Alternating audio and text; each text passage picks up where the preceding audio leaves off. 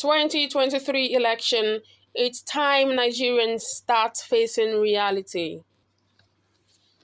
The 2023 elections that many Nigerians have always talked about, prayed, dreamt, prophesied, hoped, and campaigned about finally came and passed over the weekend, leaving most of them bruised and mentally defeated. In the aftermath, a good majority of them have resorted to prayers, ignoring the fact that if prayers and good wishes were prerequisites for a prosperous country, Nigeria will be far richer than China.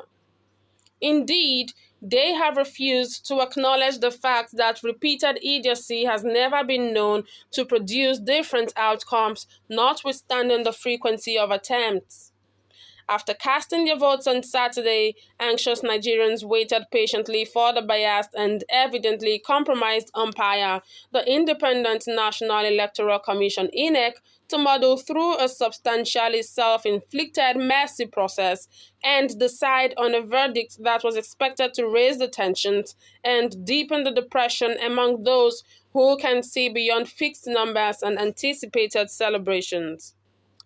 The elections have defied the widespread expectations of Nigerians who innocently and perhaps ignorantly assumed that INEC was going to eliminate its name from the toga of the clearly established failure of virtually every institution in Nigeria.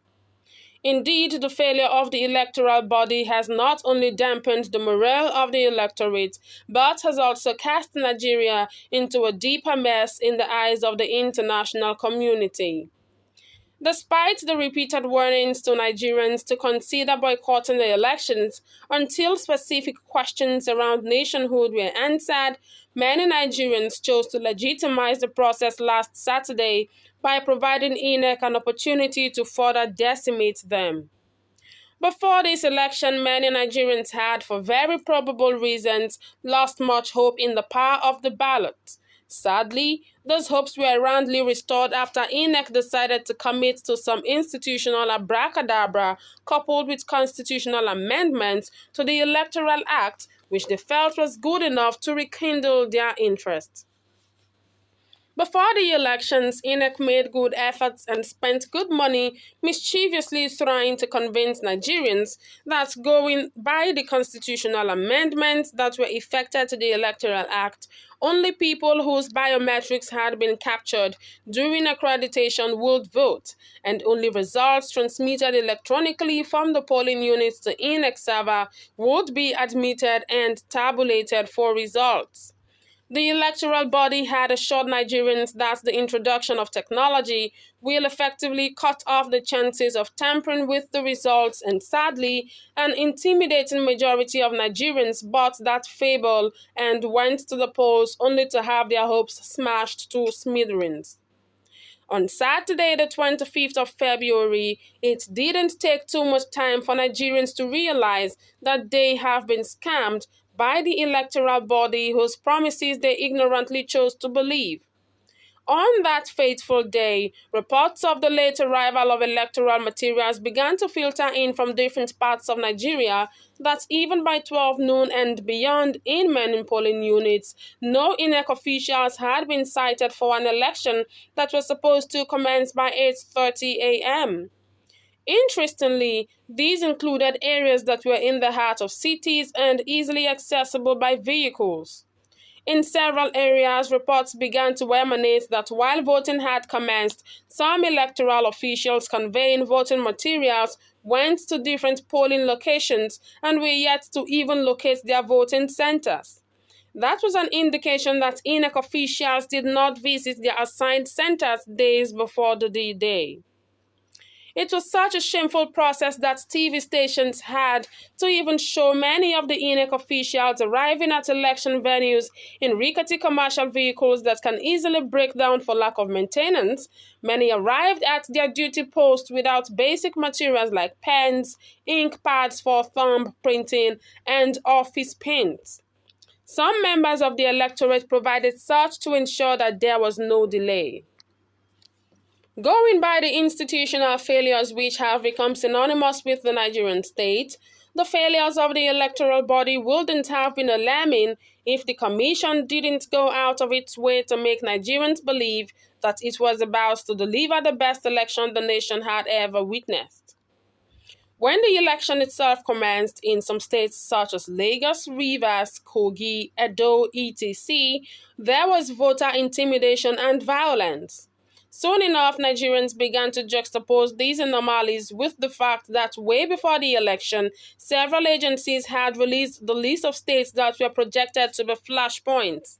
And the federal government had, in response to that, deployed the police and the military. Nigerians were essentially assured that adequate security would be provided for the election. However, this did not stop thugs from besieging different polling centers, attacking voters, and destroying votes and other electoral materials. This cannot be blamed solely on INEC, but in some places, INEC's officials were alleged to have colluded with election disruptors or manipulators. This crazy atmosphere offered a great opportunity for electoral malpractice by the major parties. It is on record that the All Progressives Congress APC, the People's Democratic Party PDP, and surprisingly, the Labour Party all engaged in various degrees of electoral misconduct. The Labour Party wittingly and unwittingly engaged in cases of overvoting in some of its strongholds, which were rarely penetrated by other parties. The ruling PDP and APC simply went off the cliff with their rigging, such that it was so brazen to shock international observers who were in Nigeria to monitor the elections. However, of all these issues, perhaps the most saddening for the Nigerian electorate was the inability of the electoral body to keep to its biggest promise to upload the results from the polling units to the INEC server. In different parts of the country, more than 6 hours after the election was concluded, the results could not be uploaded as promised by INEC. As expected, this gave room for various kinds of manipulations at various wards, LGAs, and state collection centers. The rest, they say, is history. When the dust finally settles, Nigerians will simply look back at the charade and be inundated with questions that would have no answers. Questions like why was Olusegun Agbaje allowed to remain the resident electoral commissioner in Lagos after he spewed hatred for the Igbo electorate in Lagos? Why was Femi Olubiyi, a former commissioner for science and technology under Tinubu in Lagos, be allowed to remain the head of the information and computer technology of the INEC? Why did they believe Professor Mahmoud Yakubu, the same man who oversaw the 2019 electoral haste, when he promised them free and fair elections? Going by every available credible report, INEC failed in transparency, failed on organization, failed on impartiality, failed on logistics, and failed on time management.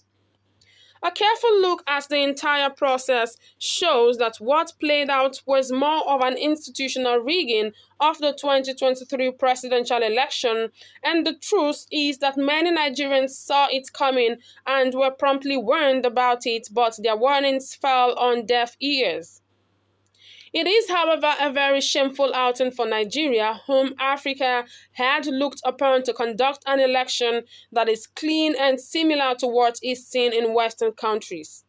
Having an election dogged by violence and shoddiness has only succeeded in casting an aspersion on Nigeria. The world has believed that elections in Africa are similar to war. Such beliefs help to belittle Nigeria and Africa in the eyes of the world as disorganized people of no consequence. Going forward, Nigerians must understand that resorting to self-help by taking laws into their hands is ill-advised and must be avoided with every sense of discretion. What Nigerians need now are strategy and tact, not noise.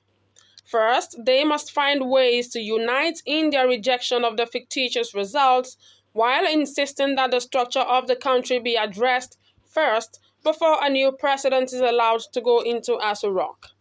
This can be achieved within the shortest possible time if Nigerians are united in their resolve.